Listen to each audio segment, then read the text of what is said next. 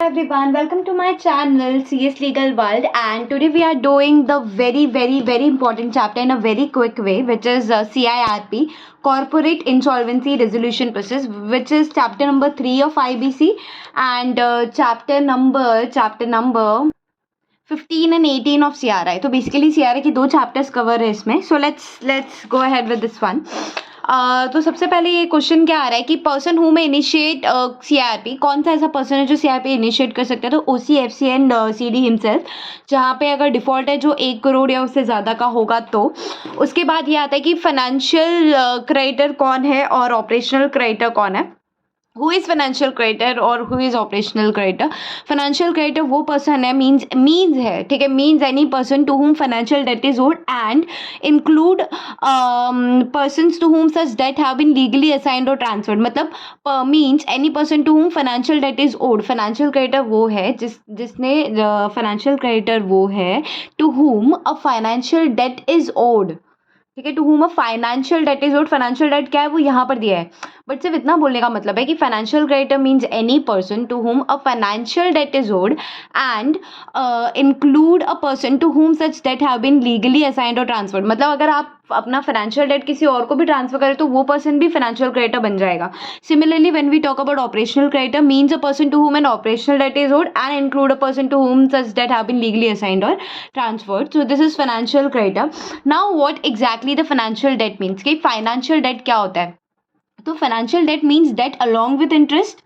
Financial debt means है, देखना सब जगह मीन्स है. FC में मीन्स है, OC में मीन्स है, फाइनेंशियल डेट FD में भी मीन्स है. So financial debt means a debt along with interest if any which is disbursed against the consideration for time value of money and a financial debt include. मतलब एक तो ये बोल रहा है कि फाइनेंशियल डेट मतलब कि एक डेट अलॉन्ग विथ इंटरेस्ट. मतलब ऐसा नहीं बोल सकते कि फाइनेंशियल डेट जो था हम उसको ही फाइनेंशियल डेट मानेंगे, फाइनेंशियल डेट पे जो इंटरेस्ट है उसको नहीं मानेंगे. नहीं, तो फाइनेंशियल डेट पे अगर फाइनेंशियल डेट दिया हुआ है उस पर कोई इंटरेस्ट आ रहा है वो भी फाइनेंशियल डेट ही होगा. So financial debt means a debt along with interest which is disbursed against the consideration for time value of money of course and financial debt includes these 9 point. तो financial debt का मतलब ये 9 point भी है. Include बोला है, again means नहीं बोला है, मतलब ये 9 पॉइंट इंक्लूड होता है फाइनेंशियल डेट में. अब वो क्या क्या है वो देखना. Money borrowed against the payment of interest. आपको इंटरेस्ट का पेमेंट करना है इसलिए आपने मनी बोरो किया. 1. सेकेंड, एक्सेप्टेंस क्रेडिट फैसिलिटी और its dematerialised equivalent. Okay. Third, आपने अमाउंट रेज किया है pursuant to note purchase facility, या फिर इशू कर रहे हो आप बॉन्ड्स को, नोट्स को, डिबेंचर्स को, लोन स्टॉक, मतलब इशू आप कर रहे हो सिक्योरिटीज, और सिक्योरिटी इशू करके आपने जो पैसे रेज किया है वो भी फाइनेंशियल डेट में आता है. फिर आपने लीज या हायर परचेज कॉन्ट्रैक्ट किया है which is deemed as finance capital lease under Ind AS और अदर अकाउंटिंग स्टैंडर्ड. तो basically when we talk about lease और hire purchase contract, so it is deemed as financial capital lease under Ind AS और other AS में ये बोला हुआ है कि जो हायर परचेज या फिर लीज कॉन्ट्रैक्ट है it is deemed as a finance capital lease. Okay. उसके बाद receivable sold or discounted other than any receivable sold or non recourse basis. इसका मतलब क्या होता है, आपको जो मिलने वाला था आपने उसको पहले ही सोल्ड कर दिया. ठीक है, आपको 500 मिलने वाला था शाम से, आपने उसको बोला सूरज को इससे 500 शाम से मुझे मिलने वाले, तो ये तू ले ले, तेरा पैसा चुकता. तो रिसीवेबल सोल्ड किया आपने और डिस्काउंट किया other than any receivable sold or non recourse basis. Non recourse basis का मतलब होता है, जो सेल नहीं हो सकता है, नॉन रिकॉर्स बेसिस. तो रिसीवेबल सोल्ड किया आपने और डिस्काउंट किया other than any receivable sold or non recourse basis. Non recourse basis वालों को छोड़ के आपने कोई भी रिसीवेबल आप सोल्ड कर रहे हो, डिस्काउंट कर रहे हो, that is also covered under financial debt. Now, forward sale or purchase agreement having the commercial effect of a borrowing. तो ये बोलने की कोशिश हो रही है छठे वाले पॉइंट में दैट फॉरवर्ड सेल अगर आप कर रहे हो या परचेज अग्रीमेंट भी अगर आप कर रहे हो, तो ऐसा कोई फॉरवर्ड सेल या ऐसा कोई परचेज अग्रीमेंट जिसका कमर्शियल इफेक्ट ऑफ बोरोइंग हो, which is having a commercial effect of borrowing including allotee under real estate project. So basically इसका मतलब क्या हुआ देखना. ये अमेंडमेंट आया था pioneer Urban land and infrastructure Limited versus Union of India के केस में, that allottee under real estate project is also a financial creditor because इसको फाइनेंशियल डेट में इंक्लूड किया है. सो फॉरवर्ड सेल कर रहे हो या परचेज अग्रीमेंट कर रहे हो having the commercial effect of a borrowing including allottee under real estate project. तो ये 6 पॉइंट हो गए. 7th वाला देखना, एनी डेरिवेटिव ट्रांजैक्शन, कोई डेरिवेटिव ट्रांजैक्शन आप कर रहे हो enter into in connection with protection against और benefit from fluctuation in any rate और price and for calculating the value of any derivative transaction only the market value of such transaction shall be taken into account. इसका मतलब क्या है, जैसे ये currency rate जो है फ्लक्चुएट होता रहता है, चेंज होता रहता है. So let's say Reliance company है, उसने डेरिवेटिव ले लिया ताकि जो भी उसने डील्स किए हैं तो उसमें फ्लक्चुएटिंग रेट की वजह से उसको कुछ लॉस ना हो, उसने अपने आप को प्रोटेक्ट किया है, right. So any derivative transaction entered into in connection with protection against और benefit from fluctuation any rate और price and for calculating the value of any derivative transaction only the market value of such transaction shall be taken into account. उसके बाद क्या है, any counter indemnity obligation in respect of a guarantee indemnity bond. Counter indemnity obligation क्या हुआ, कि तू मुझे guarantee में दे, मैं तेरे को गारंटी दे. So any counter indemnity obligation respect of a guarantee indemnity bond documentary letter of credit और any other instrument issued by a bank और फाइनेंशियल इंस्टीट्यूशन. फाइनेंशियल इंस्टीट्यूशन या bank counter guarantee indemnity obligation वगैरह या guarantee दे रही है, counter indemnity obligation या फिर guarantee in respect of a guarantee या फिर indemnity bond documentary letter of credit. So that is also nothing but financial debt. Then any of the guarantee or indemnity for any of the item referred to in subsection A to H. A से लेके H तक अगर ये transaction तो आप कर रहे हो, but any of the guarantee और indemnity for any of the items, इसमें आप कोई भी गारंटी या इंडेमनिटी भी दे रहे हो तो भी वो डेट क्या होगा बेटा, फाइनेंशियल डेट होगा. So now what is financial debt? Again money आपने बोरो किया है against the payment of interest. First acceptance credit facility और इट्स डीमटेरियलाइज्ड इक्विवेलेंट. थर्ड आप इशू कर रहे हो इंस्ट्रूमेंट्स. फोर्थ आप लीज और हायर परचेज कॉन्ट्रैक्ट की बात करें which is deemed as finance lease capital, finance capital lease under Ind AS या फिर अदर एज. रिसीवेबल आप सोल्ड कर रहे हो या डिस्काउंट कर रहे हो other than receivable sold or non recourse basis. Forward sale कर रहे हो, परचेज अग्रीमेंट कर रहे हो having a commercial effect of borrowing including allottee under real estate project. कोई डेरिवेटिव ट्रांजैक्शन आप कर रहे हो to protect yourself, to protect against और बेनिफिट, मतलब प्रोटेक्ट अगेंस्ट और benefit from fluctuation in the rate of price for calculating the value of any derivative. So any counter indemnity obligation in respect of guarantee, indemnity bond, letter of credit, instrument issued by bank or financial institution, और कोई भी indemnity या guarantee for A to H point and with item relates to point A to H. So this is nothing but financial debt and we are quite done with this. Next case तो आता है अपना Pioneer Urban Land Infrastructure Limited versus Union of India. तो basically इस case में क्या हुआ, any amount raise from an allottee under a real estate project shall be deemed to be an amount having the commercial effect of a borrowing. ये simply ये बोलने की कोशिश कर रहा है, कोई भी अगर अमाउंट रेज किया गया from allottee under real estate project, मैंने पैसे दिए, मैंने बिल्डिंग खरीदी है, सो दैट पैसा would be amount to having the commercial effect of the borrowing. Thus allottee under a real estate project a buyer of under construction residential और commercial property. मैंने कोई घर खरीदा अंडर कंस्ट्रक्शन या फिर रेसिडेंशियल, अंडर कंस्ट्रक्शन रेसिडेंशियल या फिर commercial property will now be considered as financial creditor. तो मैं फाइनेंशियल क्रेडिटर हो जाऊंगी. ये केस में ये साबित हुआ है. That's it. Alright, so we are quite done with this one. Now who is operational creditor? Operational creditor किसको बोलते हैं बेटा, दिख रहा है ना? Who is operational creditor? To whom an operational debt is owed and include person to whom such debt is legally assigned or transferred. पहले क्या था ना, ऑपरेशनल डेट का मतलब क्या होता है? तो अभी हमने देखा फाइनेंशियल डेट के 9 पॉइंट्स है. फाइनेंशियल डेट का मतलब होता है, ऑपरेशनल डेट का मतलब होता है means a claim in respect of the provisions of goods और सर्विस इंक्लूडिंग एम्प्लॉयमेंट. मतलब कोई भी claim in respect of the provision of what, goods या फिर service.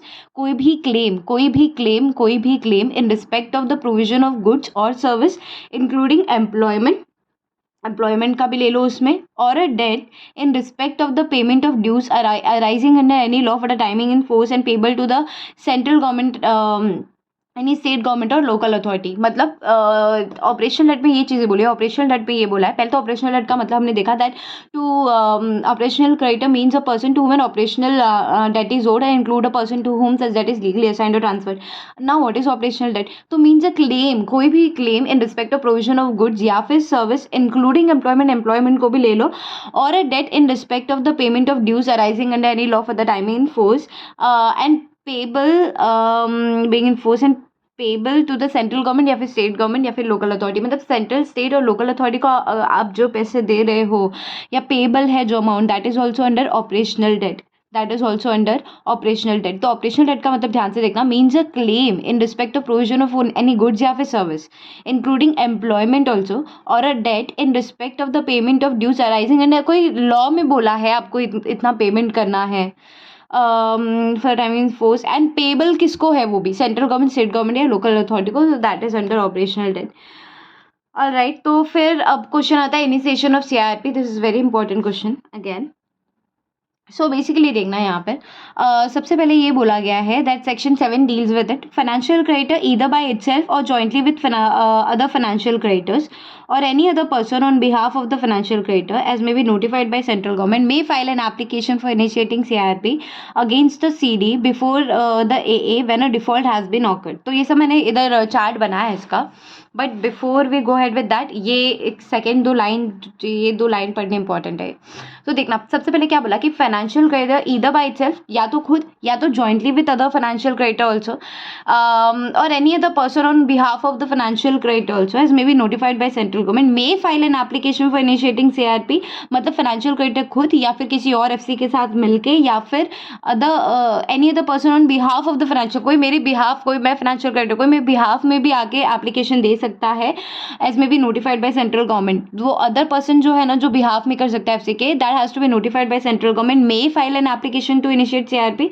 Now provided that for the financial creditor referred to in clause A and B of 6A of section 21, an application for initiation CIP against the corporate debtor shall be filed jointly by not less than 100 of such creditors in the same class or not less than 10% of the total number of such creditors in the same class whichever is less.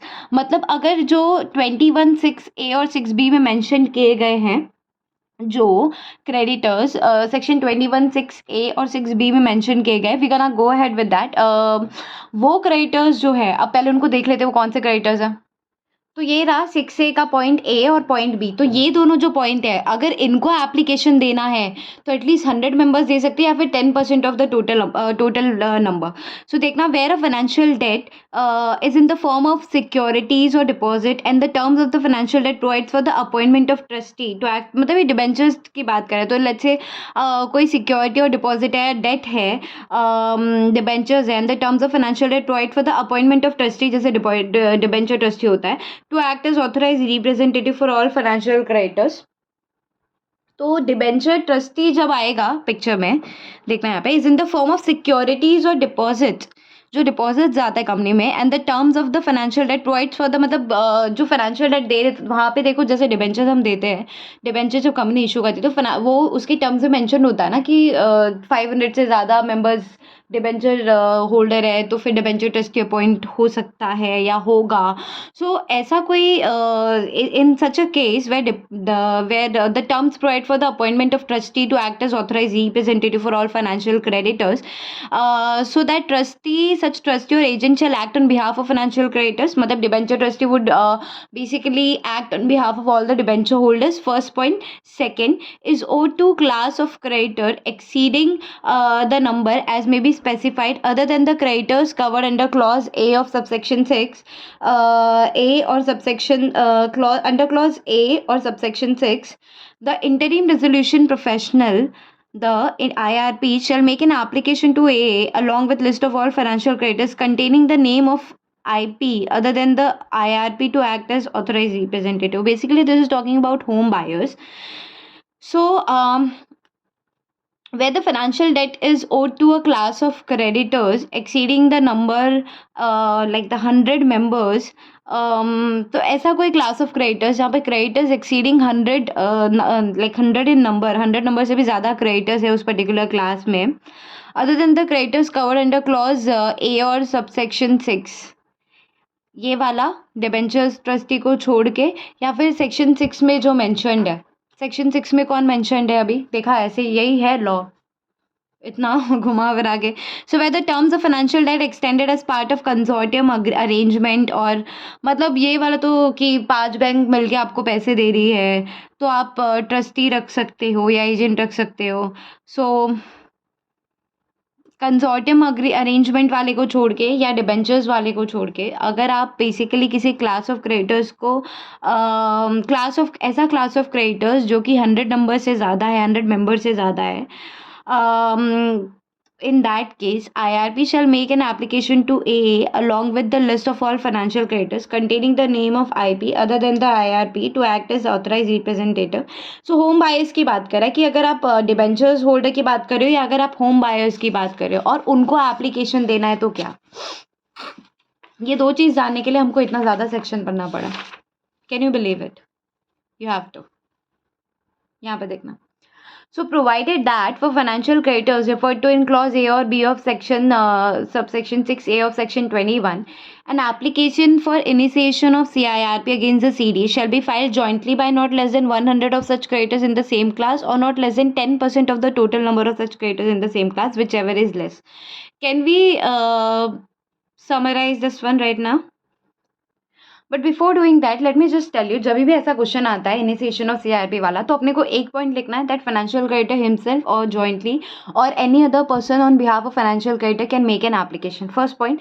Second, provided that financial creditor under section 21(6)(a) A and B application jointly now by not less than 100 members, 100 such members of the 100 क्या है वो 100 of such creditors in the same class or 10% of the total number of creditor in the same class whichever less. मतलब 100 creditor या फिर 10% of the total number of creditor in the same class whichever is less, वो application कर सकते हैं. When we talk about home allottees like allottees under real estate project, an application for initiation of CRP same है इसका भी 100 number क्या है वो 100 अगेन कहाँ गया 100 of such creditors of in the same class और 10% of the total number of creditor in the same class whichever less. तो ये लोग एप्लीकेशन कर सकते. तो पहला तो हमको 3 लाइन में तो हमको ये बताना है एप्लीकेशन के बारे में कि FC जॉइंटली कर सकता है या फिर उसके बिहाफ पे कोई कर सकता है. फिर FC under section 6 and 6A A and B में एप्लीकेशन ये होगा. होम अलॉटीज में एप्लीकेशन ये होगा. इतना समझ में आया? इतना समझ में आया? Now let's move forward with this one. This covers the entire process.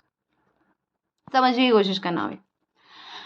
So 7(1) says that FC जो है ना वो एप्लीकेशन देगा against CD for a default. Right now FC जो है वो इंडिविजुअली भी दे सकता है, जॉइंटली विद अदर FC भी दे सकता है, person notified by central government भी दे सकता है. क्या बोला मैंने? इंडिविजुअली भी दे सकता है, जॉइंटली विद अदर FC भी दे सकता है, person notified by central government भी एप्लीकेशन दे सकता है A को. Again now under section 21(6)A and B file joint application by at least 10% of total creditor in the same class or 100 creditor whichever is less. तो ये हो गया 6. ये अगेन हो गया 7(1) की बात कर रहे हैं. 7(1) में एक और पॉइंट है further when we talk about home allottees. तो होम अलॉटीज भी एप्लीकेशन दे सकते हैं by filing joint application by at least 10% of total home allottees and or 100 home allottees whichever is less. तो ये आपका हो गया point 7(1). Now when we talk about 7(2) says that 7(2) कहाँ है? यहाँ पे दिख रहा है किधर 7(2)? मुझे तो नहीं दिख रहा. 7(2) सिंपली बोल रहा है financial creditor shall make an application under subsection 1 in such form and manner and accompanied by fees. अच्छा ये वही चीज़ है कि फ़ी वगैरह देनी है, फॉर्म वगैरह. तो ये फॉर्म वगैरह की जब बात हो रही है वो रूल में से आ रहा है. तो FC बेसिकली जो फॉर्म देगा एप्लीकेशन देगा AA को एप्लीकेशन फॉर अ डिफ़ॉल्ट, वो फॉर्म C में देगा. और अगर FCs है बहुत 1 और मोर ऑब्वियसली 2 और मोर FCs है तो फॉर्म C A में देंगे.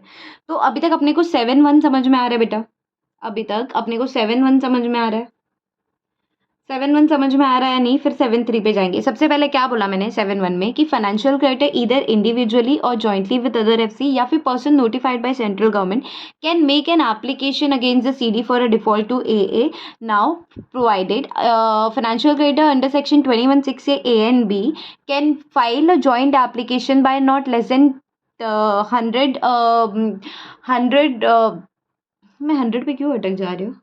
100 of such creditor in the same class or 10% of such total number of creditor whichever is less. Provided further that if we're talking about home allottees, so 100 number of such home allottees or 10% of total number of such home allottees whichever is less can file an application against the default to ए, तो ये अपना 7-1 हो गया, ठीक है। अब 7-3 में क्या है, 7-2 में इतना है कि फी एंड फॉर्म वगैरह, तो अगेन कौन से फॉर्म में देंगे, एक सिंगल एफसी है, फॉर्म सी में देगा, एफसीज हैं तो सीए में देगा, खत्म। 7-3 क्या बोल रहा है बेटा, देखना 7-3 बोल रहा है, तो financial creditor share along with the application, मतलब कि फाइनेंशियल क्रेडिटर जो है सिर्फ एप्लीकेशन देगा क्या, सिर्फ एप्लीकेशन देगा क्या ए को, नहीं, तो फाइनेंशियल क्रेडिटर जो है along with application would give these much details. तो अब ये डिटेल्स यहाँ पे देख लेते हैं, फिर यहाँ पर आते हैं, देखते हैं क्या देता है। record of default, record of the default recorded with the information utility or such other record or evidence of default as may be specified। information utility में या तो आपने default जो दर्ज कराया है, रिकॉर्ड कराया है वो दिखा दो, या फिर कोई भी एविडेंस की डिफ़ॉल्ट हुआ है वो बता दो। रिकॉर्ड ऑफ डिफ़ॉल्ट दिखा दो हम लोग को। The name of the resolution professional propose to act as an IRP, आपको नेम प्रपोज करना पड़ेगा IRP का। Any other information as may be specified by the board. So however यहाँ पे देखना क्या लिखा है, तो एप्लीकेशन दिया हमने ए को, उसके साथ क्या दिया, record of default with information utility other evidence, ठीक है। Name of IRP mandatorily authenticated by NASL, जब आप नेम ऑफ IRP दे रहे हो ना, so that has to be mandatorily authenticated by NASL, ठीक है। Other information required by IBBI, so this is the other information that we are giving under 7-3 to AA। अभी तक हमने क्या देखा, अगेन मैं रिवाइज इसलिए करा रही हूँ बार बार क्योंकि ये एग्जाम के पर्पज से बहुत इंपॉर्टेंट है। अगेन 7-1 में क्या हुआ, 7-1 में ये बोला है कि एफसी जो है individually, jointly with other FC या फिर person notified by central government, ये तीनों में से कोई भी एप्लीकेशन दे सकता है ए को, application against the CD for the default of this much amount. So FC जो है प्रोवाइडेड फर्दर अगर under section 2160 A and B में है तो फाइल करेगा एप्लीकेशन 100 ऑफ सच क्रेडिटर, देखो अभी बोल दिया, या फिर 10% of such total number of creditor which ever is this, वो लोग एप्लीकेशन फाइल कर सकते हैं। होम अलॉटी के केस में भी सिमिलर फॉर्मूला है, मतलब सिमिलर प्रोविजन है। तो 7-1 खत्म। 7-2 में बोला फीस एंड फॉर्म वगैरह, तो फॉर्म की जब बात होती है तो एफसी जो है अगर सिंगल एफसी फाइल करे तो फॉर्म सी में डालेगा, एफसीज है तो CA में डालेंगे। नाउ 7-3 ये बोल रहा है कि with along with form you have to file some details along with application you have to furnish following things which are record of default with information utility other evidence, second name of proposed IRP and other information required by IBBI। तो इतना 7-3 खत्म हो रहा है अपना अच्छे से, ठीक है। नाउ 7-4 पे आ जाते हैं, तो अब क्या होगा, ए जो है ना या तो एडमिट करेगा या तो रिजेक्ट करेगा application with in 14 days of application. मतलब जब ए को एप्लीकेशन मिल गया, जब ए को एप्लीकेशन मिला वहाँ से 14 डेज में या तो वो एप्लीकेशन को एक्सेप्ट करेगा या तो फिर रिजेक्ट करेगा। Again this 14 days is directory, इसका मतलब ये है कि ये मैंडेटरी नहीं है। दैट मीन्स ए एडमिट नहीं कर रहा within 14 days and that's fine. ये कंपल्शन नहीं है ए पे, A can take less in number as well, मतलब A can do it within 12 days, 10 days. So admit or reject application within 14 days of application. This 14 days is directory. अगर A जो है वो admit करता है तो क्या और रिजेक्ट करता है तो क्या है, तो A जो है 7-5 में आ गया। अगर एडमिट करेगा if satisfied that these following conditions are done, and reject करेगा अगर ये है तो। रिजेक्ट भी अगर वो करता है तो वो सुधारने का एक मौका देगा, विच वी कैन सी सून। चलो एडमिट करेगा if satisfied that default has occurred of ₹1 crore more, application is complete और no disciplinary action pending against the proposed IRP। उसको 3 चीज़ों से मतलब है, उसको बाकी किसी चीज़ से मतलब नहीं। एक तो एप्लीकेशन कंप्लीट होना चाहिए, डिसिप्लिनरी एक्शन नहीं होना चाहिए अगेंस्ट IRP, एंड डिफ़ॉल्ट हुआ होना चाहिए। अगर ये 3 क्राइटेरिया है एडमिट कर लेगा, कोई प्रॉब्लम नहीं है।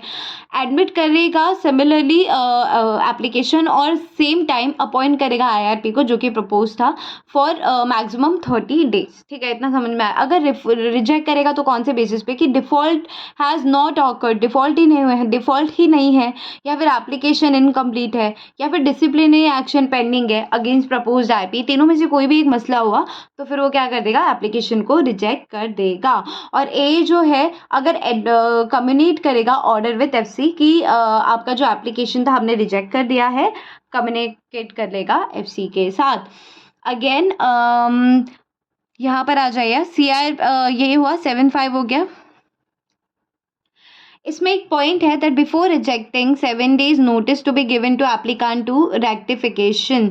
मतलब बिफोर रिजेक्टिंग, ए जो है रिजेक्ट नहीं किया, उसने रिजेक्ट करने वाला है, लेकिन रिजेक्ट करने के पहले before rejecting 7 days notice to be given to applicant to rectify the application. कोई एप्लीकेशन में प्रॉब्लम है तो बिफोर रिजेक्टिंग, रिजेक्ट करने के पहले 7 day का उसको एक एप्लीकेशन दे दो, एक नोटिस दे दो टू रेक्टिफाई द एप्लीकेशन। ठीक है, ये हुआ। Now 7(6) CRP shall commence from date of admission of application। जब भी डेट, जब जिस डेट पे आपका जो एप्लीकेशन है वो एडमिट हो गया, उस डेट से आपका CRP shall commence। तो this is CRP commencement date। CRP commencement date is the admissal of the application, that is CRP commencement date। तो CRP commencement date ये नहीं है जब से आपने फाइल किया है CRP। CRP commencement date is the date when the application is admitted। ठीक है, इतना समझ में आ रहा है। 7(7) में क्या बोल रहा है देखना, दैट ए जो है वो कम्युनिकेट करेगा ऑर्डर FC प्लस CD दोनों को, फाइनेंशियल क्रेडिटर को भी एंड कॉर्पोरेट डेटर को भी। क्या, क्यों, किस टाइम पे, जब वो जब वो एप्लीकेशन को एडमिट कर लेगा, जब आपका CRP कमेंसमेंट हो जाएगा, तब वो FC और CD दोनों को ऑर्डर कम्युनिकेट करेगा। लेकिन जब वो रिजेक्ट करेगा तो सिर्फ FC को करेगा, क्या बेटा, कम्युनिकेट करेगा ऑर्डर, और CD को नहीं करेगा। तो 7(7) यहाँ पर ख़त्म हुआ। सो यहाँ पर हमारा फर्स्ट वाला जो प्रोविज़न है ना वो ख़त्म हो जाता है। देखना 7 तक, ये वाला तो यूजलेस है, सिमिलरली रिपीटेड है। ठीक है, यहाँ तक हमारा फर्स्ट प्रोविज़न जो है, फर्स्ट क्वेश्चन है इनिशिएशन ऑफ CRP, वो ख़त्म हो जाता है 7(7) पे। अब मैंने कुछ चीज़ें यहाँ से रिलेट की हुई है। एक तो आप ये देखना यहाँ पर, एज पर IBC amendment ordinance 2019, prior to amendment क्या बोला, that a single deposit holder या फिर डिबेंचर होल्डर या फिर home buyer were entitled to file an application for initiation of CRP। However home buyers were misusing the law. पहले क्या था amendment के पहले, कि एक सिंगल बायर को भी बोला था, एक सिंगल होम बायर को भी बोला था ठीक है तो कर ले एप्लीकेशन, कोई प्रॉब्लम नहीं है CRP में, but they were misusing the law for as thousands of cases were filed against the real estate for delayed possession. ठीक है, thousand of cases. Hence after amendment a single home buyer cannot file an insolvency application against the company 10% और 100 in number whichever is lower, इतने allot ही कर सकते हैं। तो ये तो ठीक है, चलो समझ आ रही है। फिर हमको पता है CRP कमेंसमेंट डेट चालू होगी from the date of admission of application, alright, and interim moratorium start हो जाएगा। ये इंटरिम मॉराटोरियम इसलिए बोला है इसको क्योंकि अभी रियल मॉराटोरियम स्टार्ट नहीं हुआ है, और रियल मॉराटोरियम स्टार्ट होगा जब ये सीज होगा, but interim moratorium would start under section 13 on insolvency CRP commencement date. ठीक है, सीज कब होगा, जब या तो CRP कंप्लीट हो जाएगा, जब या तो फिर रेजोल्यूशन प्लान अप्रूव हो जाएगा बाय NCLT ड्यूरिंग CRP, या फिर लिक्विडेशन ऑर्डर पास हो जाएगा तभी। सो इतना होने के बाद यहाँ पर ये तो ठीक है, सेक्शन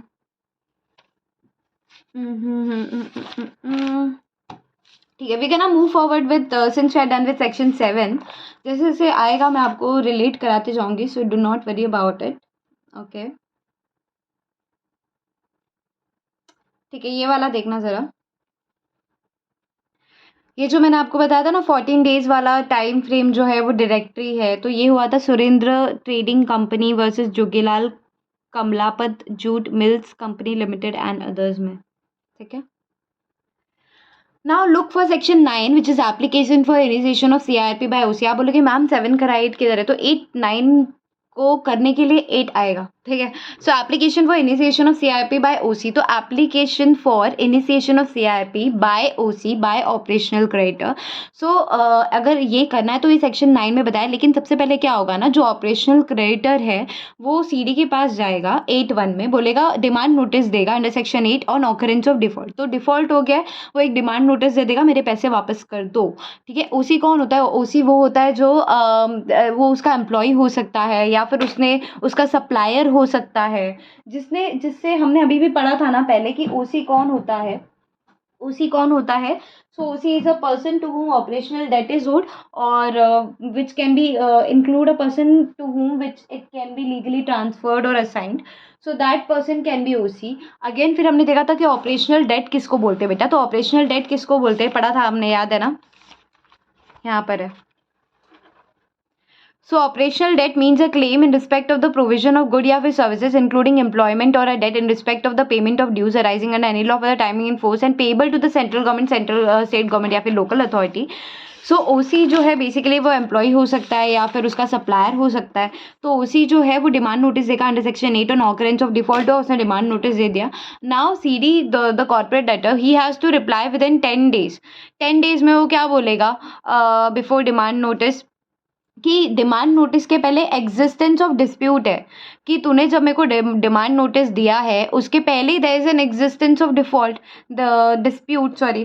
तो अगर एग्जिस्टेंस ऑफ डिस्प्यूट है तो आप क्या नहीं कर सकते, आप एप्लीकेशन नहीं फाइल कर सकते. सो अगर कोई एग्जिस्टेंस ऑफ डिस्प्यूट है या पेंडेंसी ऑफ सूट है, list pendens in court arbitration वगैरह कुछ चल रहा है. सो पेंडेंसी ऑफ सूट है या फिर डिस्प्यूट है, एग्जिस्टेंस ऑफ डिस्प्यूट है बिफोर डिमांड नोटिस दिया आपने जिस दिन उसके पहले ही है डिस्प्यूट. तो फिर सीडी बोल सकता है कि भाई demand notice before demand notice existence of dispute या फिर पेंडेंसी ऑफ सूट है तो तू एप्लीकेशन ही कैसे डाल सकता है, अलाउड ही नहीं है. या तो वो ये बोलेगा रीपेमेंट ऑफ अनपेड डेट, या तो वो रीपे कर देगा जो भी अनपेड डेट था.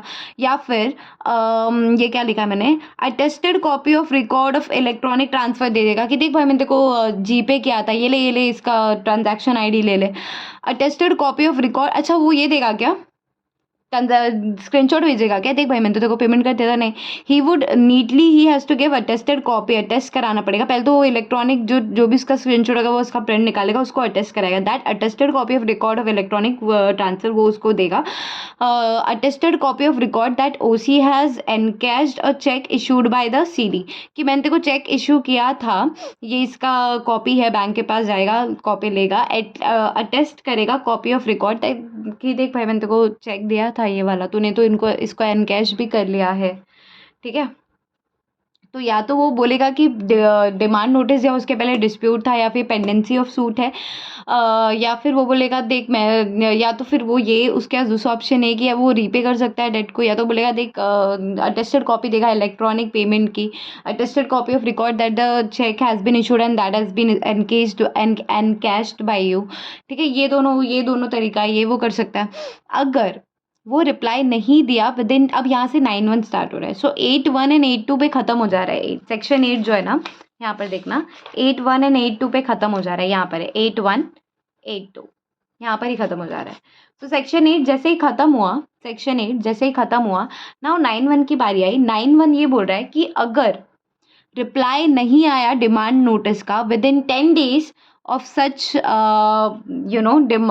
10 days of the डिमांड, जब डिमांड नोटिस सेंड किया था, तो ओसी जो है या फिर ना तो उसने रिप्लाई किया ना पेमेंट किया. सी अगर वो पेमेंट कर देता और रिप्लाई नहीं किया तो प्रॉब्लम सॉल्व ना, भाई तेरे को पेमेंट से मतलब था. वो रिप्लाई भी नहीं कर रहा है, पेमेंट भी नहीं कर रहा है, तो ऑपरेशनल क्रेडिटर जो है 9(2) में may initiate CRP under IBC under section 9. तो अब तो उसको अलाउ किया कि ठीक है अब आप आ सकते हो. देखो सेक्शन 7 में ना डायरेक्टली बोला था कि आप डायरेक्टली एप्लीकेशन दे दो अगर डिफॉल्ट 1 करोड़ है उसके ऊपर का है. यहाँ पे डिफॉल्ट का तो है सीन कि 1 करोड़ है उसके ऊपर का हो, लेकिन ये बोला इसमें घूम के जाना पड़ रहा है. 8(1) में पहले वो डिमांड नोटिस देगा, फिर 10 days में रिप्लाई करेगा कि भाई पहले तो तेरे डिमांड नोटिस देने के पहले डिस्प्यूट चालू है, क्या बोल रहा है तू, सूट पेंडिंग है भाई, क्या बोल रहा है तू. या बोलेगा कि भाई मैं तो रीपे कर दिया तेरे को, अपना गूगल पे चेक कर, ऐसे बोलेगा क्या. नहीं, वो tested copy of record of electronic transfer देगा या tested copy of record that OC has encashed the cheque issued by the CD. अगर वो रिप्लाई नहीं देता है विद इन 10 days तब जाके ओसी जो है इनिशिएट कर सकता है CRP under section 9 against the CD. So यहाँ पे भी अब चालू हो जाएगा गेम अपना. अब देखना है यहाँ पर 9(3) में क्या होगा. 9(1) 9(2) देख लिया हमने. 9(3) में क्या होगा, ओसी जो है ना वो फॉर्म बी में एप्लीकेशन देगा प्लस फीस देगा ए को. Now if you remember FC जो था वो फॉर्म सी में देने वाला था, और एफसी अगर एक से ज़्यादा एफसी है तो फॉर्म सी ए में देने वाले थे. सिमिलरली ओसी जो है वो फॉर्म बी में एप्लीकेशन देगा, फीस देगा ए को, प्लस इसके साथ साथ क्या देगा, may propose name of IRP. Now again OC जो है may propose name of IP, तो उसके लिए कोई मैंडेटरी नहीं है कि he has to propose the name of IP. He may और he may not. Okay, he may और he may not. So after expiry of 10 days from demand notice under section 8, he is initiating CRP. He is giving application under form B plus fees is giving to A NCLT. Along with that, he is giving few details. Along with that, he is giving few documents. Exactly, if we conclude this. So along with that, he is giving few documents. So what are those documents? Copy of demand notice delivered by OC to CD. कि भाई सबसे पहले वो क्या देगा, सबसे पहले तो उसको 8 में जो करना था कि उसको डिमांड नोटिस देना था, तो वो कॉपी ऑफ डिमांड नोटिस देगा delivered by OC to CD कि देख भाई मैंने ये डिलीवर किया था, copy of demand notice delivered by OC to CD, ठीक है. Second, affidavit stating there is no notice given by CD relating to dispute of OD. मतलब अगर उसने 10 दिन दिया ना उसको कि ओसी गया डिमांड नोटिस दिया, बोला 10 दिन में पेमेंट कर देने का, इसने नहीं किया, ना ही बोला, ना ही किया और ना ही बोला कि भाई पहले का डिस्प्यूट है, बाद में बोलेगा कि डिस्प्यूट है डिस्प्यूट है डिस्प्यूट, नहीं चलेगा, 10 दिन दिया था ना. So affidavit stating there is no notice given by CD. नहीं नहीं नहीं नहीं, my bad my bad my bad my bad my bad my bad here, my bad my bad my bad. So basically अगर demand notice देने के पहले dispute है, ठीक है, तो वो 10 दिन में रिप्लाई करे चाहे ना करे, तू भाड़ में जा, तू इनिशिएट नहीं कर सकता सीआईपी. अगर डिमांड नोटिस देने के पहले क्या है बेटा, डिस्प्यूट है, तो तू कुछ भी कर, मैं तेरे को रिप्लाई दूँ नहीं दूँ, भाई डिस्प्यूट है ना, डिस्प्यूट बड़ी चीज़ है, डिस्प्यूट है ना, तो तू भाड़ में जा, ठीक है. तो इसको ना ओसी को ना एफिडेविट देना पड़ेगा स्टेटिंग दैट कि कोई भी डिस्प्यूट नहीं है, that there is affidavit stating that there is no notice given by CD relating to dispute of OD operational debt. कि affidavit देना पड़ेगा कि मुझे नोटिस नहीं मिला है, मुझे नोटिस नहीं मिला है CD by CD relating to dispute of operational debt. Third वाला, certificate from financial institution confirming that there is no payment of an unpaid debt by CD, कि CD ने पेमेंट भी नहीं किया है, ठीक है. इफ़ अवेलेबल, अगर ये अवेलेबल है तो, और ये भी if available, copy of record with information utility confirming there is no payment of an unpaid debt by CD. तो एक आप फाइनेंशियल इंस्टीट्यूशन से ले लो, एक आप आयु से ले लो. फिर any proof confirming no payment made by CD, any proof confirming no payment made by CD. So ये 5 पॉइंट है जो आपको एप्लीकेशन के साथ देना है. किसको बेटा, ओसी को देना है. 5 कौन कौन से पॉइंट है, 5 कौन कौन से पॉइंट है बताना मुझे, 5 कौन कौन से पॉइंट है, 5 कौन कौन से पॉइंट है बताना मुझे. सबसे पहले हमने क्या देखा, इफ़ यू रिमेंबर गाइस, सबसे पहले हमने क्या देखा कि ओसी जो है वो डिमांड नोटिस देगा, 10 दिन में उसको रिप्लाई करेगा, या तो बोलेगा कि भाई डिस्प्यूट है, या फिर सूट पेंडिंग है, या तो बोलेगा कि देख भाई मैं या तो रीपे कर देगा, या तो बोलेगा देख मैंने तो रीपे किया था गूगल पे अटेस्टेड कॉपी दे देगा, तो चेक बोलेगा attested copy of transaction which says that कि चेक इशूड किया था उसने, उसको एनकैश करा लिया. तो ये सारी डिटेल्स है, तब जाके तो आप सीआईआरपी कर सकते हो. अब सीआईआरपी भी जब आप कर रहे हो तो एप्लीकेशन दोगे फॉर्म बी में, फॉर्म बी में एप्लीकेशन देने के साथ साथ आपको 5 चीज़ें देनी है. वो कौन सी 5 चीज़ें बताना मुझे, अब दैट इज़ द क्वेश्चन. कौन सी 5 चीज़ें हैं बताना. I am waiting for 30 seconds, just think of it. कौन सी 5 चीज़ें देनी है, जो भी याद आ रही है कमेंट कर दो मुझे, जो भी याद आ रही है 5 चीज़.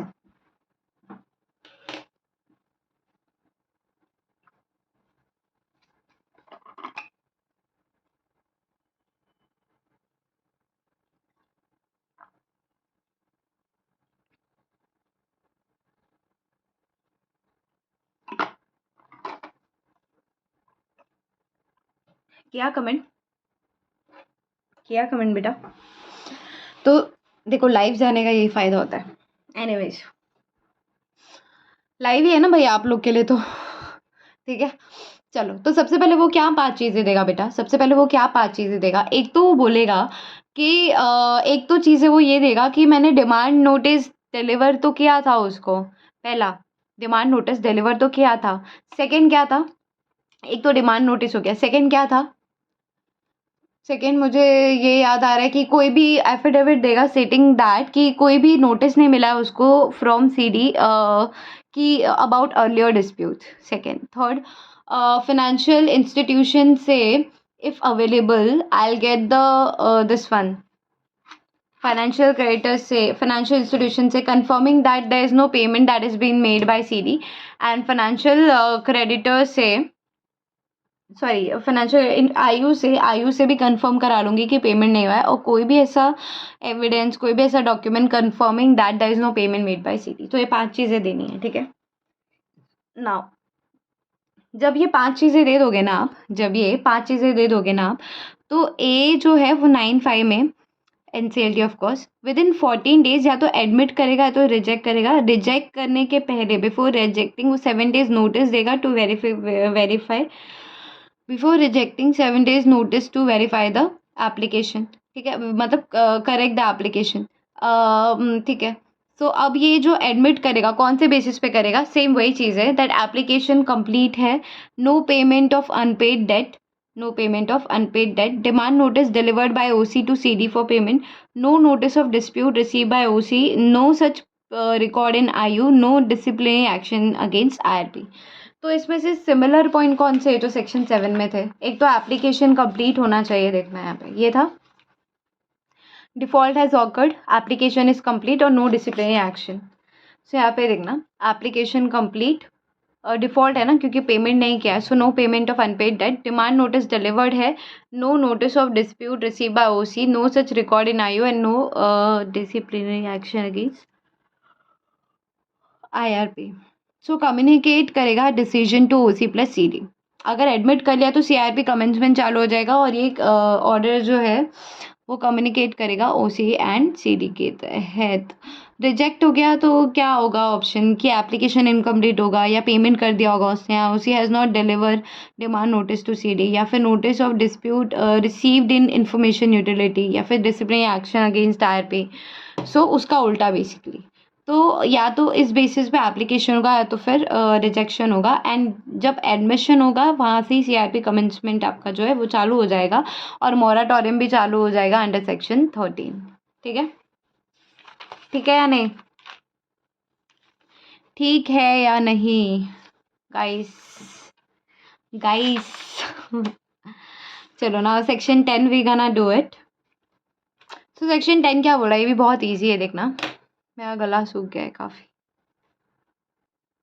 इस चैप्टर में तो अभी बहुत सारे रेगुलेशन और बहुत सारे सेक्शंस है, काफ़ी है, this chapter is quite vast I would say, बहुत ट्रिकी है ये चैप्टर, एक एक सेक्शन में बहुत जहर छुपा हुआ है, समझ रहे हो। तो या इसको धीरे धीरे maybe we can do it in parts, I will have to check genuinely because this is quite vast, but करना तो है राइट। सेक्शन 10 देखना क्या बोला है, initiation of CRP for corporate applicant by corporate applicant. So corporate applicant कौन होता है, दिस सेक्शन का नाम कॉर्पोरेट एप्लीकांट है, और ना ही मतलब कॉर्पोरेट एप्लीकांट है, ना ही कॉर्पोरेट डेटर। सो कॉर्पोरेट एप्लीकांट के अंदर कॉर्पोरेट डेटर आ सकता है, बट कॉर्पोरेट डेटर डायरेक्टली नहीं बोला है। So application by corporate applicant, corporate applicant कौन है, तो it he can be either corporate debtor, member या फिर partner of CD, authorized to make an application, individual who is in charge of managing the operations, person who has control over financial affairs of the CD. So these people can file an application in section under section 10. Who are those people? Corporate applicant कौन होगा, CD होगा या तो उसका member और partner, they are authorized to make an application, right, या फिर individual who is in charge of managing the operation, या फिर person who has control over financial affairs of the CD. क्या बोला मैंने अगेन, समझने की कोशिश करना, कॉर्पोरेट एप्लीकांट कौन है, कॉर्पोरेट एप्लीकांट कौन है, तो कॉर्पोरेट एप्लीकांट या तो फिर सीडी होगा, या तो फिर मेंबर पार्टनर ऑफ सीडी हो सकता है, who is authorize to do such make such application, then या तो इंडिविजुअल होगा जो who is in charge of managing the operation, जो यू नो ऑपरेशंस में है, मैनेज करता है ऑपरेशंस, या फिर person who has control over financial affairs of the CD. So these people are corporate applicant. 4 लोग हैं, मुझे बताना कौन कौन, एक तो सीडी खुद, या तो उसके मेंबर या तो उसके पार्टनर, ठीक है, जो कि ऑथराइज है, या फिर कोई ऐसा इंडिविजुअल जो कि who is having the control over the financial affairs of the CD. Person वो कोई भी हो सकता है, इंडिविजुअल हो सकता है, पर्सन का डेफिनेशन बहुत वाइड है सेक्शन 10, सेक्शन नहीं 10 क्या बोल रही हूँ मैं, सेक्शन 10 नहीं सॉरी, पर्सन का डेफिनेशन पता है ना सबको, पर्सन इंक्लूड्स इंडिविजुअल, बोलूँ मैं, HUF, AOI, BOI, AJI, short language. So who is corporate applicant? CD खुद या फिर उसका पार्टनर या तो फिर उसका member who is authorized to make an application, individual who is in charge of managing the operation, and person who has control over the financial affairs of CD. So these people can make an application under section 10 to initiate CIRP against the corporate debtor in to adjudicating authority. Now application देंगे on occurrence of default, ठीक है, 1 crore more वाला, information relating to books of account. अब ये लोग इसके साथ क्या क्या देंगे, ठीक है, बुक्स ऑफ सॉरी एप्लीकेशन के साथ ये लोग क्या क्या इन्फॉर्मेशन देंगे, that has to be there. So what are those details? Application के साथ वो देगा information relating to books of account, ठीक है, information relating to proposed IRP। बेटा when we talk about corporate applicant is making an application to AA। Corporate applicant उसका खुद का कंपनी है, वो खुद का इंसॉल्वेंसी करना चाहता है, ठीक है, इसके लिए वो एप्लीकेशन दे रहा है AA को, तो इसके हिसाब से इसके साथ वो देगा information relating to books of account, information relating to proposed IRP, and SR passed by members or resolution by 3/4 of total number of partners।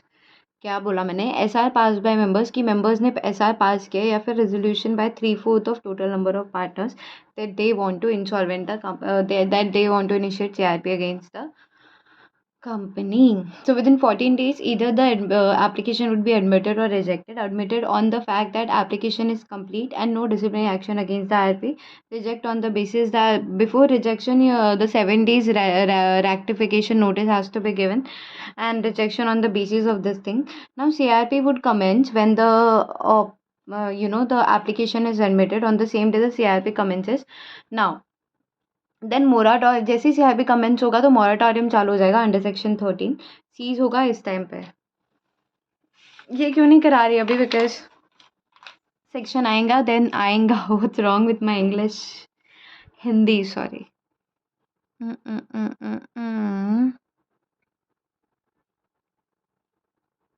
देखना अभी यहाँ पे ये वाला देख रहे हो ना, जो कॉर्पोरेट एप्लीकेंट है ना, जिसकी अभी हमने बात की है, कॉर्पोरेट एप्लीकेंट कौन है? कॉर्पोरेट एप्लीकेंट अभी हमने देखा CD या फिर CD के पार्टनर या फिर मेंबर जो ऑथराइज है, या फिर ऐसा इंडिविजुअल जिसको ऐसा individual who is in charge of who is in charge of managing the operation, या फिर person who has control over financial affairs of the CD. So corporate applicant can only initiate CIRP upon the occurrence of default। मतलब default हुआ है अगर 1 करोड़ या उससे ज़्यादा तो ही आप CIRP चालू कर सकते हो, and not on merely like आप ये नहीं बोल सकते इनएबिलिटी टू पे, पैसे नहीं है, इनेबल हूँ मैं, नहीं, डिफ़ॉल्ट होना ज़रूरी है। Therefore a corporate applicant cannot trigger the corporate insolvency resolution process prematurely to abuse the provision of the code. Further, as the code indicates that the displacement of the management of CD during the insolvency resolution process, which can also be permanent depending on the outcome of corporate applicant, would be deterred from initiation। मतलब कि corporate applicant जो है ना, जिनको under section 10 CIRP initiate करना है, तो the default has to be arised, okay, the default has to be there। Just merely the fact that you are not able to pay, or you are saying that inability to pay is there, so that would not be taken into account, okay। So the default has to be arised in order to make an application under section 10। now उसके बाद 10A में simple सी ये बात बोली है that 25 मार्च 2020 से 25 मार्च 2021 तक जो है कोविड की वजह से suspension of initiation of CIRP, आप CIRP जो है वो इनिशिएट नहीं हो सकता बिटवीन 25 मार्च 2020 जब से कोविड चालू हुआ था टू 25 मार्च 2021, 1 साल तक CIRP जो था टोटली बंद था, आप इनिशिएट नहीं कर सकते हो। मतलब जो प्रोसेस था वो तो ऑब्वियसली चालू होगा नहीं होगा नॉट श्योर, बट आप इनिशिएट नहीं कर सकते हो, ठीक है। देन सेक्शन 11, ये हमने अगेन चैप्टर 2 में भी पढ़ा है बेटा, IBC के चैप्टर 2 में और CRI के 14 में। फीचर्स में पढ़ा था किसके फीचर्स में पढ़ा था, CRP IBC के, that person not entitled to make an application, तो these are the person are not eligible to make an application under CRP. कौन है वो? CD undergoing CRP himself. CD is undergoing CRP and he wants to initiate CRP against the another corporate debt. चलेगा क्या? नहीं, तू खुद CRP में जा रहे, तू क्या बात कर रहा है? ठीक है. Now, CD having completed CIRP process 12 months preceding the date of making the application. जिस दिन उसने एप्लीकेशन दिया उसके 12 मंथ्स के पहले उसका खुद का CIRP कंप्लीट हुआ है, तो वो भी एप्लीकेशन नहीं दे सकता. So a CD having completed CIRP process 12 months preceding the date of making the application. During 12 months अगर वो कर रहा है तो CD और FC. नाउ अभी तक CD की बात की थी कि CD खुद अंडर CIRP है, तो या फिर CD ने जब एप्लीकेशन फाइल करा उसके 12 मंथ्स प्रीसीडिंग दैट 12 मंथ्स वो CIRP कंप्लीट किया हुआ है, कंप्लीट कर चुका है. Now we are talking about CD and FC both, that who has violated, मतलब रेजोल्यूशन प्लान जो होता है, तो बेसिकली देवर अंडर CIRP और रेजोल्यूशन प्लान वो लोग को मिला था. उस रेजोल्यूशन प्लान को, जो कि रेजोल्यूशन प्लान अप्रूव हुआ था 12 months prior before 12 months of making an initiation of CIRP application of CIRP, मतलब जिस दिन आप एप्लीकेशन कर रहे हो CIRP का, उसके 12 मंथ्स पहले ही आपका रेजोल्यूशन प्लान अप्रूव हो गया था, बट आप वो रेजोल्यूशन प्लान को वायलेट कर रहे हो, terms of the resolution plan which has been approved 12 months पहले, तो आप वायलेट कर रहे हो, तो फिर आप खुद वायलेट कर रहे हो और आप क्या करना चाहते हो, CIRP इनिशिएट करना चाहते हो किसी और के तहत. चल जाए यहाँ से, रूट था क्या? CD in respect of whom a liquidation order has been passed. So CD in respect of whom a liquidation order has been passed. Liquidation order pass किया उसके तहत, तो वो भी क्या नहीं कर सकता बेटा, वो भी क्या नहीं कर सकता, वो भी क्या नहीं कर सकता, इनिशिएट नहीं कर सकता है CIRP. So these are the person who are not entitled to make an application only. So who are those person? अभी तक जो 4 पॉइंट पढ़े, दो और है, दो और को देख लेते हैं. FC और OC who of CD who is undergoing PPIRP. PPIRP is what? PPIRP is what? नया चैप्टर आया ना ये. PPIRP is what? PPIRP is what? Really? So this is pre-packaged insolvency resolution process. So FC or OC, who is of CD, of course, who is undergoing PPIRP. If you're undergoing PPIRP, why you want to initiate CIRP? Khatam?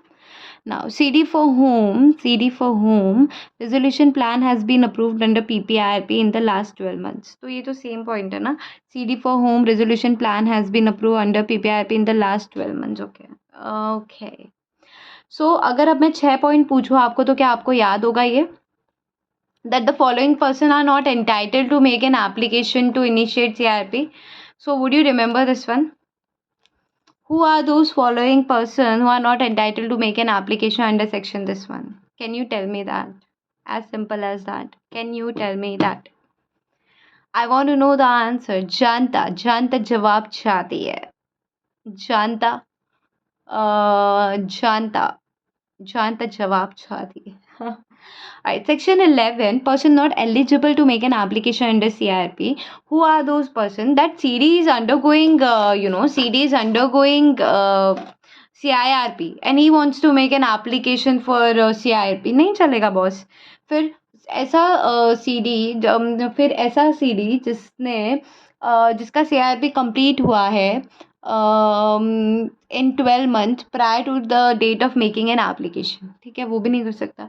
CIRP जिसका resolution plan approve हुआ है 12 months before the date of initiating CIRP, तो and he has violated any terms of that resolution plan, वो भी नहीं कर सकता. 3 point हो गए. फिर ऐसा कोई corporate debtor जिसके खिलाफ liquidation order has been passed, तो वो भी इनिशिएट नहीं कर सकता है. 2 पॉइंट और थे PPIRP के बारे में, that person who is undergoing under FC या फिर OC of CD who is undergoing under PPIRP, वो भी नहीं कर सकता. And the next one was resolution plan approved in last 12 months for under PPIRP. तो ये ना, CD for whom resolution plan has been approved under PPIRP under last 12 months. My bad. So इतना समझ में आ रहा है आप लोगों को?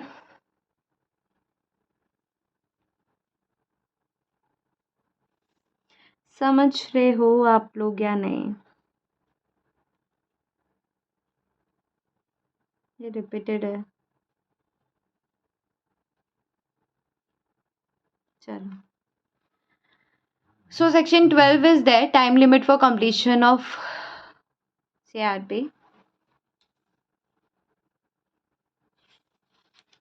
यहाँ पर एक केस लॉ भी है.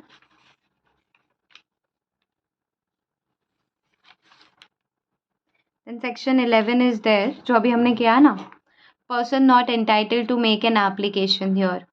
यही किया ना बेटा अभी हमने, 6 पॉइंट्स थे पूरे. फिर 11A करना है.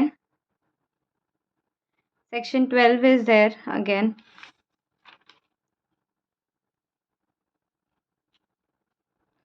तुझ में ही तो मेरा जहां, मैं हारी मन हारी.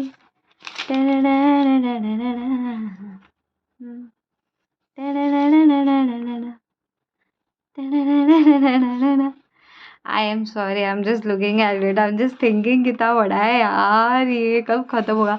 अच्छा, we can do it in chunk. There are more than like 29, I guess 29, उसमें 28 सेक्शन है ये वाले चैप्टर में. ठीक है, 28 सेक्शन तक है. Right now we are at 12. So we can do it 14 का स्लॉट लेके अपन इसको ख़त्म करेंगे 2 बार में. Either this video would be continued or maybe the next one. Okay, so I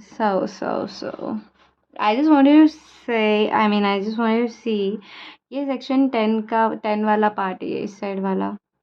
section 12 को मारो गोली. ठीक है, सेक्शन 10 पे एक केस लॉ है CRI में, वो देख लेना. जो IBC के स्टूडेंट्स हैं वो नहीं देखेंगे तो भी चलेगा, बट देख लेंगे तो उनका ही बेनिफिट है, because IBC is like a roller coaster. कुछ भी आता है उठा के, कुछ भी फेंकते हैं वो लोग. लास्ट अटेम्प्ट तो it was just blunder only. चलो ठीक है, इतना दिख रहा है, ऑल विजिबल गाइस. चलो, सो देखते हैं अभी क्या बोलना चाहता है. तो ये सेक्शन 10 की बात करें. सेक्शन 10 में हमने क्या देखा था बेटा? सेक्शन 10A था ना. हाँ, सेक्शन 10A में हमने क्या देखा था कि 25 मार्च 2020 से लेके 25 मार्च 2021 तक कोई भी CRP जो है वो इनिशिएट नहीं हो सकता है. नाउ ये केस लॉ देखना, which is Ramesh Kaimal versus Keemal है, पता नहीं, कायमल ही होना चाहिए. Ramesh Kaimal versus Siemens Gamesa renewable power private limited. See, what I'm gonna do is I'm just gonna read it once on my own. I'm gonna mark some important point in that, and then I'll let you understand this one. Alright, hold on for a second. So basically I have marked a few lines. I would want you all to read this once. Okay, I would really want you all to read this once, the whole thing, and then we're gonna read it further. So you, if you have this book, you just read it on your own, and then I'm gonna let you know this. तो समझने की कोशिश करना है. यहाँ पर Ramesh Kaimal versus Siemens Gamesa renewable power private limited में क्या हुआ था? COVID-19 आया था, राइट? तो डेट वॉज 25 मार्च, जब से लॉकडाउन चालू हुआ था 2020 में. याद नहीं करना चाहता कोई भी. So what exactly they thought, the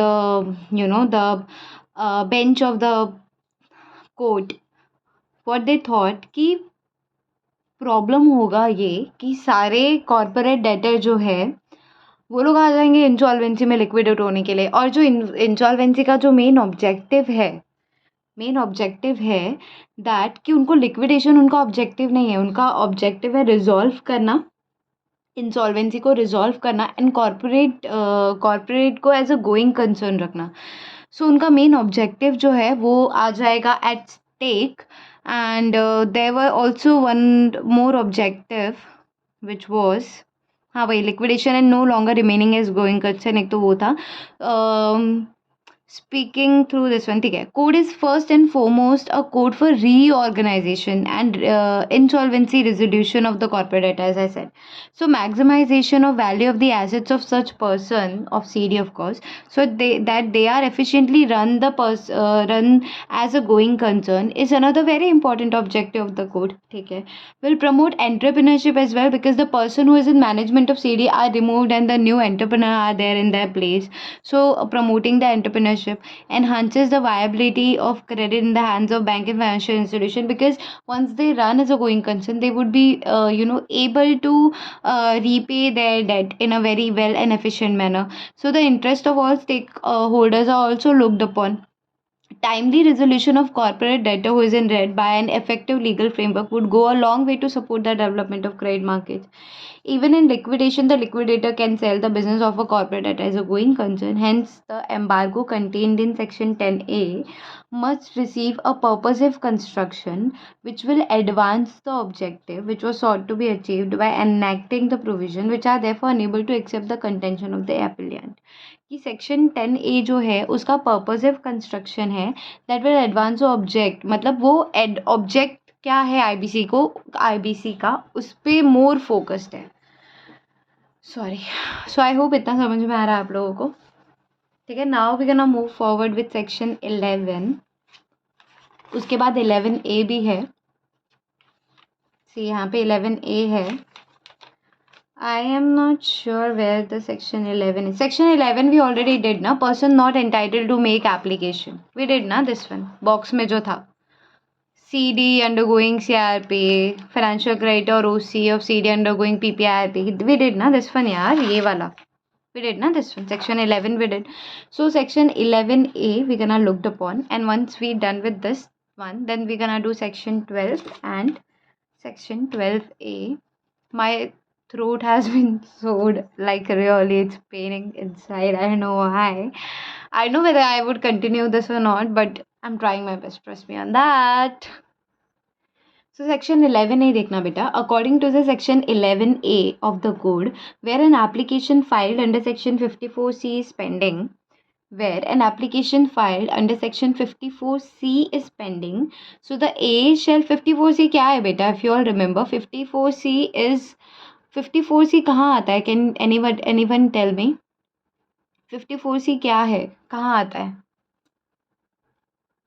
so देखना यहाँ पे section 54C is talking about application to initiate PPIRP. PPIRP last वाला चैप्टर है. सो अगर आप एप्लीकेशन इनिशिएट कर रहे हो पीपीआईआरपी में, that is 54C. So 11A ये बोलने की कोशिश कर रहा है बेटा आपको. 11A ये बोलने की कोशिश कर रहा है where an application filed under section 54C. मैं यहाँ पे लिख देती हूँ ताकि याद रहे. पीपीआईआरपी is pending. PPIRP वाला already pending है. So adjudicating authority shall pass an order to admit or reject such application before considering any application filed under section 7, 9, 10 during the pendency of such application under section 54C in respect of the same corporate debtor. पहला point. Where an application under section 54C is filed within 14 days of filing of application under section 7, 9, 10, which is pending in respect of the same CD, then notwithstanding anything contained in 7, 9, 10, the A shall first dispose the application under section 54C. Okay. Where an application under section 54C is filed after 14 days of filing an application under section 7, 9, 10 and this under section with A, then first 7, 9, 10 wala CRP would prevail. The provision of this section shall not apply where an application under section 7, 9, 10 is filed and pending as on the date of the commencement of the insolvency and bankruptcy code. ठीक है, ये देखना यहाँ पे है.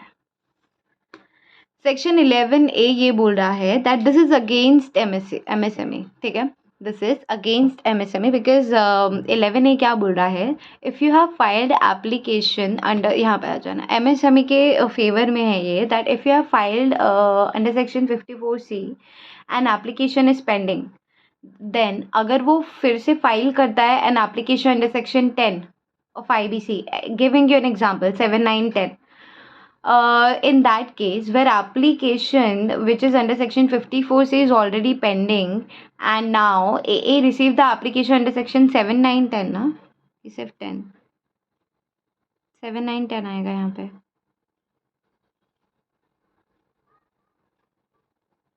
ठीक है, 7, 9, 10 as the case में बी। तो application which was pending first इधर हैज़ टू बी एक्सेप्टेड और रिजेक्टेड। मतलब यहाँ पे एप्लीकेशन की बात हो रही है, एप्लीकेशन ना सिर्फ फाइल किया है, अभी तक एडमिट या फिर रिजेक्ट नहीं हुआ है। बोथ द केसेस ना 54C में एडमिट हुआ है, ना ही 7, 9, 10 में। तो ये बोल रहा है सिंपली पहला पॉइंट कि एप्लीकेशन फाइल किया है 54C में, वो ऑलरेडी पेंडिंग है, अभी तक एडमिट नहीं हुआ है। और जो AA है उसको एक और A shall pass in order to admit or reject such application before considering any. अच्छा ठीक है, ये वाला। So again sorry my bad. सबसे पहले देखना 54C में ना एप्लीकेशन फाइल किया है, 54C में वो अभी तक एडमिट हुआ है, पेंडिंग है, ना एडमिट हुआ है ना रिजेक्ट हुआ है, it's pending, just pending. Now A के पास एक और एप्लीकेशन आया है 7, 9, 10 में, कहीं पे भी एक और एप्लीकेशन आ गया। नाउ ए क्या करेगा, ए देखेगा कि भाई सेक्शन 54C में तो ऑलरेडी पेंडिंग है, तो ए जो है वो क्या करेगा, पहले application which is pending under 54C उसको या तो एक्सेप्ट करेगा या तो रिजेक्ट करेगा। 54C वाले को पहले चेक करेगा, ना कि 7, 9, 10 वाले को। समझा? ठीक है। यहाँ पे क्या होता है सेक्शन 11A में अगेंस्ट एमएस। अब इसमें क्या मतलब है देखना कि application filed under section 7, 9, 10, application filed under section 7, 9, 10, अगर आप with in 14 days of application filed under 54C, A will give priority of 54C। क्या बोला मैंने, आपने एप्लीकेशन फाइल कर दिया है पहले 7, 9, 10 में, अब एप्लीकेशन ना एडमिट हुआ है ना रिजेक्ट हुआ, लेकिन 14 डेज जब आपने एप्लीकेशन फाइल किया उसके 14 डेज में आपने 54C में भी फाइल कर दिया, तो 54C को प्रायोरिटी मिलेगा, उसमें पहले एप्लीकेशन एडमिट या रिजेक्ट होगा। आफ्टर 14 डेज करोगे तो priority would be given to section 7, 9, 10। So यही पढ़ा था हमने पहला कि एप्लीकेशन 54C में अगर फाइल किया है आपने और ए को फिर से 7, 9, 10 में एप्लीकेशन मिलता है तो 54C would be given a priority. Application is filed under 54C is filed with in 14 days of filing. अच्छा सेम है।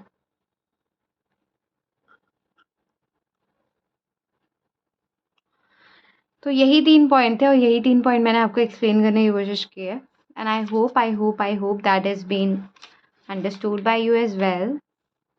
When PPIRP come into picture, ये लास्ट वाला पॉइंट है, फोर्थ वाला, the provision of this section shall not apply where application under section 7, 9, 10 is filed and pending as on the date of commencement of this one. तो यहाँ पे देखना when PPIRP came into picture and on that day application already filed and pending under section 7, 9, 10, then section 11A जो है वो applicable ही नहीं है।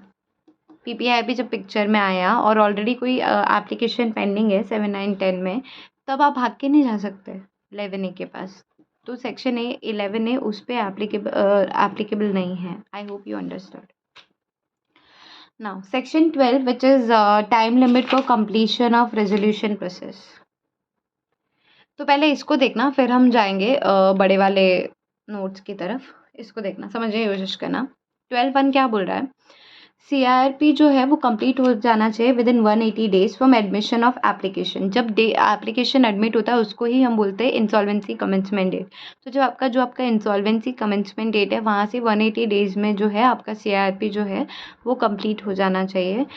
Now resolution RP जो है वो एप्लीकेशन देगा AA को, एप्लीकेशन देगा प्लस COC 66% अप्रूव करेंगे, तब मतलब कमिटी ऑफ क्रेडिटर्स का 66% अप्रूवल है तो RP एप्लीकेशन दे सकता है AA को 90 डेज का वन टाइम एक्सटेंशन लेने के लिए। ठीक है, ये वन टाइम है। Now mandatorily CIRP completed within 330 days from CIRP commencement date, की जो CIRP कमेंसमेंट डेट है वहाँ से CIRP 330 डेज में कंप्लीट हो जाना चाहिए। 180 प्लस 90 डेज जो होता है वो 270 डेज ही होता है। 60 डेज जो है वो नेसेसरी होता है तो देते हैं, हर केस में नहीं देते, मतलब इसको ऐसे ही रखा है। तो 180 प्लस 90 ही चल रहा है फिलहाल, तो 60 को ऐसे ही रखा है। Now we gonna read this one. 12(1) देखना, subject to subsection 2 the CIRP shall be completed within a period of 180 days. और 2 में ये बोला है कि 66% अप्रूवल रहेगा तो 180 डेज पे 90 डेज का एक्सटेंशन दे सकते हैं। Extend the period of 180 days by 90 days. Now RP जो है वो फाइल करेगा application to a to extend the period of this one. तो 90 days का उसको वन टाइम एक्सटेंशन मिल जाएगा.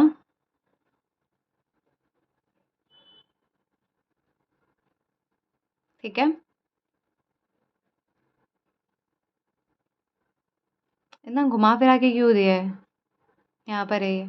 So on receipt of application under subsection 2 the A is satisfied that the subject matter of the case is such that the CRP cannot be completed within 180 days. It may be extended beyond 180 days but not exceeding 90 days. ठीक है, provided that any extension of the period of CRP process under this section shall not be granted more than once. ठीक है, तो वही बोला ना, one time 190 days का extension मिला. क्यों इतना घुमा फिरा के देते यार ये लोग.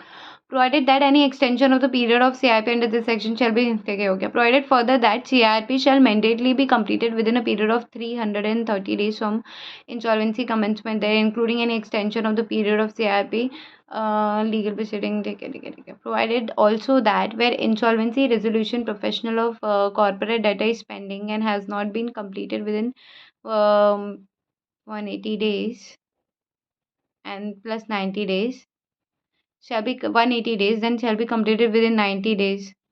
क्या था ये लॉजिक.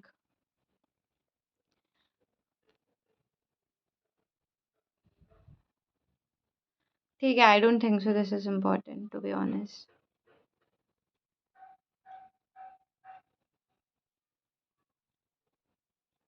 वही वही वही चीज़ घुमाई फिराई है. Can you believe it. I believe you should just see this one and that should be more than enough for you. Nice. My throat has been chewed like anything. I can't even speak now. Like it's paining bad. Okay, we have to do section 12A, which is withdrawal of application under section 7, 9 and 10. So that has been done here. Section 7 के पीछे किया मैंने. Now, can application be withdrawn once that is filed under section 7, 9, 10? Can it be withdrawn? So section 12A of IBC read with regulation 30A and 30A of IBBI IRP for CP regulation 16. ये क्या देखना.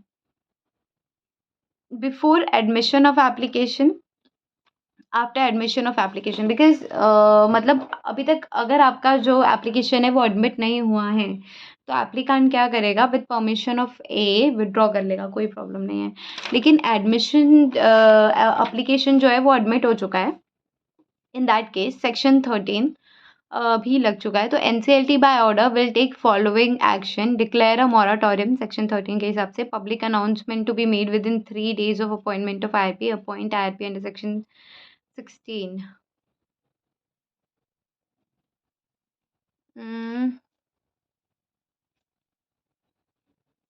ये वाला भी पढ़ना. Before constitution of COC भी है. After completion of after admission of application के 3 केसेस है. So before admission of application तो आप AA के परमिशन से विड्रॉ कर लो. After admission of application there are 3 things. या तो बिफोर कॉन्स्टिट्यूशन ऑफ COC आप विड्रॉ करने के लिए बोल रहे हो. After constitution of COC but before issue of invitation for expression of interest. Expression of interest हम क्यों क्या देते हैं उसमें. हम एक्सप्रेशन ऑफ इंटरेस्ट में हम बेसिकली ये देते हैं कि रेजोल्यूशन हम इनवाइट करते हैं रेजोल्यूशन एप्लीकेंट को. After issue of invitation for expression of interest. तो ये 3 चीज़ है कि before constitution of COC, so after constitution of COC but before issue of invitation for expression of interest and after issue of expression for interest. तो ये 3 pointers है, तो देखना यहाँ पर ध्यान से.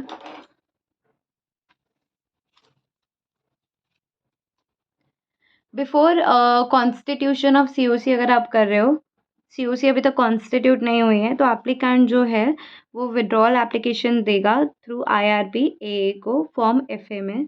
ठीक है. सेकंड, एप्लीकेंट जो है वो विड्रॉल एप्लीकेशन जो है वो IRP को देगा plus no reasoning for withdrawal. Withdrawal के लिए कोई रीजनिंग नहीं देगा. एंड विड्रॉल एप्लीकेशन जो है और approval of COC by 66%. Within 3 days of such approval IRP जो है वो AA को दे देगा विड्रॉल एप्लीकेशन. एंड आईआरपी साथ ही साथ सीओसी को भी देगा withdrawal application. With in 7 days consider application plus 90% value approval है, तो फिर with in 3 days of such approval bye COC जो है application would be withdrawn. But ये इसका है क्या? That's what not I am that is what I am not sure about. समझ नहीं पा रही मैं। अगर ये इसका है तो मैंने सेकंड क्यों लिखा है वहां पे, है ना? Let me check. So basically ये सेकंड का ही है। फर्स्ट वाले का है कि बिफोर कॉन्स्टिट्यूशन ऑफ सीओसी है, फॉर्म एफ ए दे दो एप्लीकेशन विड्रॉल एप्लीकेशन के लिए थ्रू आईआरपी एए को। आफ्टर कॉन्स्टिट्यूशन ऑफ सीओसी है but before issue of invitation for expression of interest है, तो आपको विद इन 7 days आप 90% वैल्यू अप्रूवल आना चाहिए किसका बेटा? सीओसी का, to withdraw the application. So applicant जो है वो विड्रॉल एप्लीकेशन देगा आईआरपी को। नो रीजनिंग फॉर विड्रॉल की कोई रीजनिंग नहीं देगा, आरपी को दे देगा विड्रॉल एप्लीकेशन। ना आईआरपी जो है ना वो विड्रॉल एप्लीकेशन देगा किसको बेटा? ए को देगा। And with in 3 days of such approval bye COC,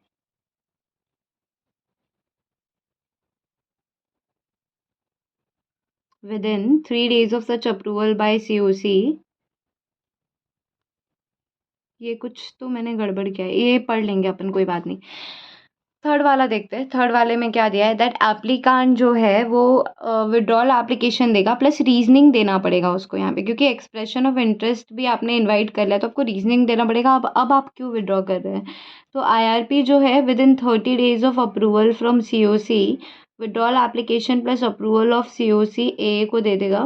with in 7 days consider करने के बाद application COC plus 90% value of, इसका पूरा वो प्रोविजन पढ़ना पड़ेगा।